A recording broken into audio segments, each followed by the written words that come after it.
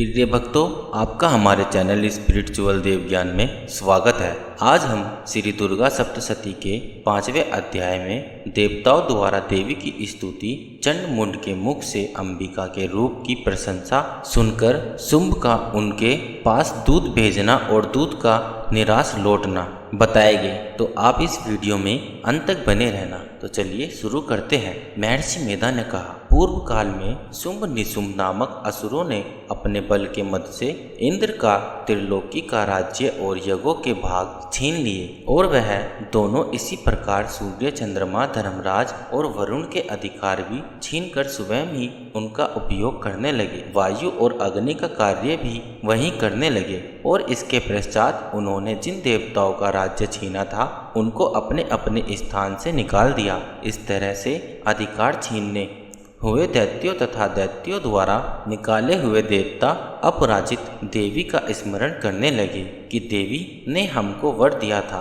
कि मैं तुम्हारी संपूर्ण विपत्तियों को नष्ट करके रक्षा करूंगी। ऐसा विचार कर सब देवता हिमालय पर गए और भगवती विष्णु माया की स्तुति करने लगे। देवताओं ने कहा, देवी को नमस्कार है, शिव को नमस्कार है, प्रकृति और भद्रा को नमस्कार है। हम लोग रौद्र, नित्या और गौरी को नमस्कार करते हैं। ज्योतिषनाम्य चंद्र रूपिणी व सुख रूपा देवी को निरंतर नमस्कार है। शरणागतों का कल्याण करने वाली वृद्धि और सिद्धि रूपा देवी को हम बार बार नमस्कार करते हैं। और नैऋति राजाओं की लक्ष्मी तथा सर्वाणी को नमस्कार है। दुर्गा को दुर्ग स्थलों को पार करने वाली दुर्गपारा को सारा सर्वकारिणी ख्याति कृष्ण और धूम्र देवी को सदैव नमस्कार है। अत्यंत सौमन्य तथा अत्यंत रौद्र रूपा को हम नमस्कार करते हैं, उन्हें हमारा बारंबार प्रणाम है। जगत की आधारभूति कृति देवी को बार बार नमस्कार करते हैं।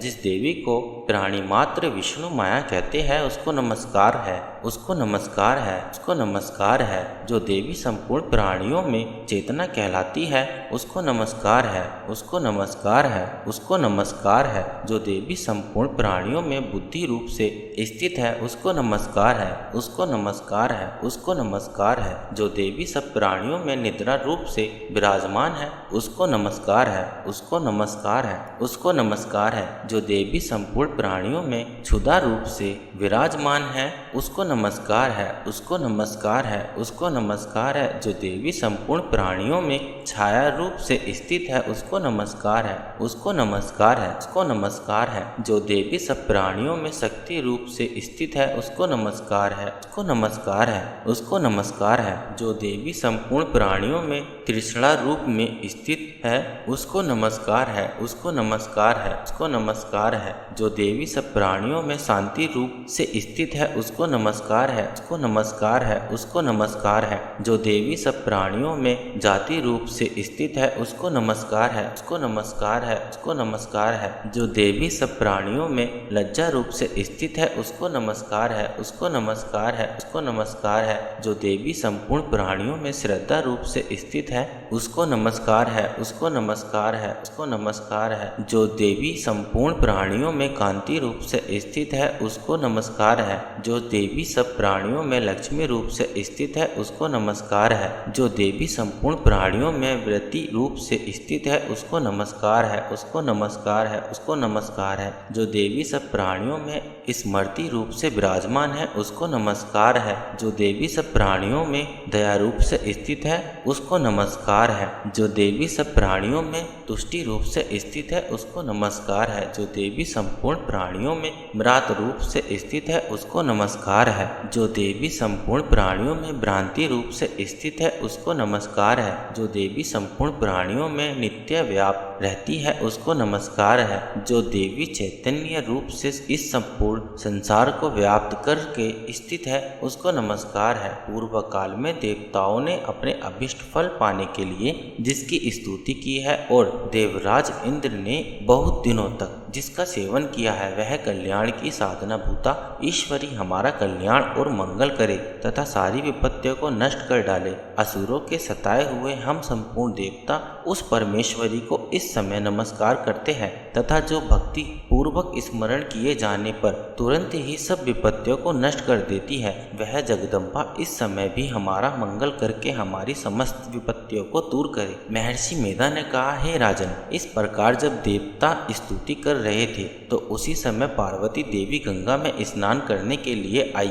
तब उनके शरीर से प्रकट होकर शिवा देवी बोली, शुंभ दैत्य के द्वारा सुवर्ग से निकाले हुए और निशुंभ से हारे हुए यह देवता मेरी स्तुति कर रहे हैं। पार्वती के शरीर से अंबिका निकली थी, इसलिए उसको संपूर्ण लोक में कौशिकी कहते हैं। कौशिकी के प्रकट होने के पश्चात पार्वती देवी के शरीर का रंग काला हो गया और वह हिमालय पर रहने वाली कालिका देवी के नाम से प्रसिद्ध हुई। फिर शुंभ और निशुंभ के दूत चंडमुंड वहां आए और उन्होंने परम मनोहर रूप वाली अंबिका देवी को देखा। फिर वह शुंभ के पास जाकर बोले, महाराज, एक अत्यंत सुंदर स्त्री हिमालय को प्रकाशित कर रही है। वैसे रंग रूप आज तक हमने किसी स्त्री में नहीं देखा। हे असुरेश्वर, आप यह पता लगाए कि वह कौन है और उसको ग्रहण कर ले। वह स्त्री स्त्रियों में रतन है। वह अपनी कांति से दसों दिशाओं को प्रकाशित करती हुई वहाँ स्थित है, इसलिए आपका उसको देखना उचित है। हे प्रभु, तीनों लोगों के हाथ, घोड़े और मणि इत्यादि जितने रतन हैं, वह सब इस समय आपके घर में शोभामान है। हाथियों में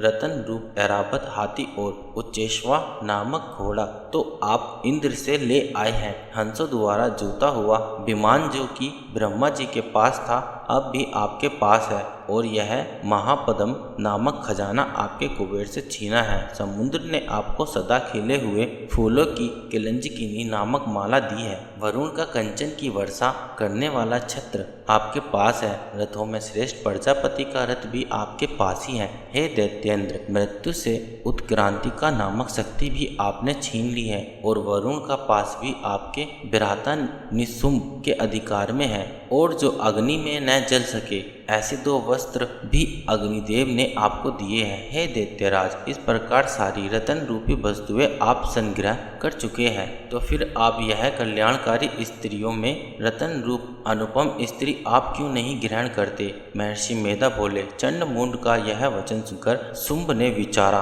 कि सुग्रीव को अपना दूत बनाकर देवी के पास भेजा जाए। प्रथम उसको सब कुछ समझा दिया और कहा कि वहां जाकर तुम उसको अच्छी तरह से समझाना और ये उपाय करना जिससे वह प्रसन्न होकर तुरंत मेरे पास चली आए। भली प्रकार समझाकर कहना। दूत सुग्रीव पर्वत के उस रमणीय भाग में पहुंचा जहां देवी रहती थी। दूत ने कहा, हे देवी, दैत्यों का राजा शुंभ जो इस समय तीनों लोकों का स्वामी है, मैं उसका दूत हूँ और यह तुम्हारे पास आया हूँ। संपूर्ण देवता उसकी आज्ञा ऐश्वर्य से मानते हैं। अब जो कुछ उसने कहा भेजा है वह सुनो। उसने कहा है, इस समय संपूर्ण त्रिलोकी मेरे बस में है और संपूर्ण युगों के भाग को पृथक पृथक मैं ही लेता हूँ, और तीनों लोकों में जितने श्रेष्ठ रतन है वह सब मेरे पास है। देवराज इंद्र का वाहन ऐरावत मेरे पास है जो मैंने छीन लिया है। उच्चेश्वा नामक घोड़ा जो क्षीर सागर मंथन करने से प्रकट हुआ था, उसे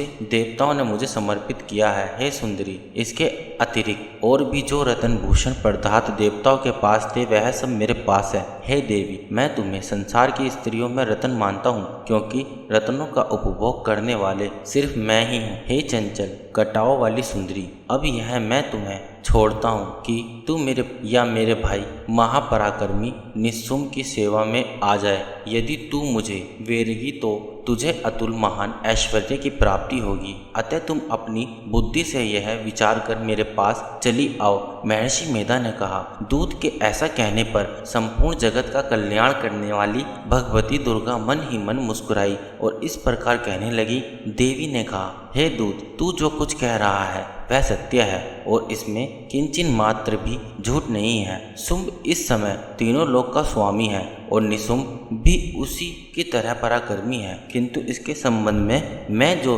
प्रतिज्ञा कर चुकी हूँ उसे मैं कैसे झुठला सकती हूँ। अतः तू मैंने जो प्रतिज्ञा की है उसे सुन। जो मुझे युद्ध में जीत लेगा और मेरे अभिमान को खंडित करेगा तथा बल में मेरे समान होगा, वही मेरा स्वामी होगा। इसलिए शुंभ अथवा निशुंभ यहाँ आवे और युद्ध में जीतकर मुझसे विवाह कर ले। इसमें भला देर की क्या आवश्यकता है? दूत ने कहा, हे देवी, तुम अभिमान में भरी हुई हो। मेरे सामने तुम ऐसी बात न करो। इस त्रिलोकी में मुझे तो ऐसा कोई दिखाई नहीं देता जो कि शुंभ और निशुंभ को हरा सके। हे देवी, जब अन्य देवताओं में से कोई शुंभ व निशुंभ के सामने युद्ध में ठहर नहीं सकता, तो तुम जैसी स्त्री उसके सामने रणभूमि में कैसे ठहर सकती हो? जिस शुंभ आदि असुरों के सामने इंद्र आदि देवता नहीं ठहर सके, तो फिर तुम अकेली स्त्री उनके सामने कैसे ठहर सकोगी? अतः तुम मेरा कहना मानकर उनके पास चली जाओ, नहीं तो जब वह तुम्हें केस पकड़कर घसीटते हुए ले जाएगी तो तुम्हारा गौरव नष्ट हो जाएगा। इसलिए मेरी बात मान लो। देवी ने कहा, जो कुछ तुमने कहा ठीक है। शुंभ और निशुंभ बड़े बलवान हैं, लेकिन मैं क्या कर सकती हूँ, क्योंकि मैं बिना विचारे प्रतिज्ञा कर चुकी। इसलिए तुम जाओ और मैंने जो कहा वह सब आधारपूर्वक असुरेंद्र से कह दो। इसके पश्चात जो वह उचित समझे करे। तो प्रिय भक्तों, इसी के साथ श्री दुर्गा सप्तशती का 5वां अध्याय यहाँ समाप्त हुआ। अगर यह वीडियो आपको पसंद आए तो लाइक करें, कमेंट करें और हमारे चैनल को सब्सक्राइब करना ना भूलें। जय माता दी।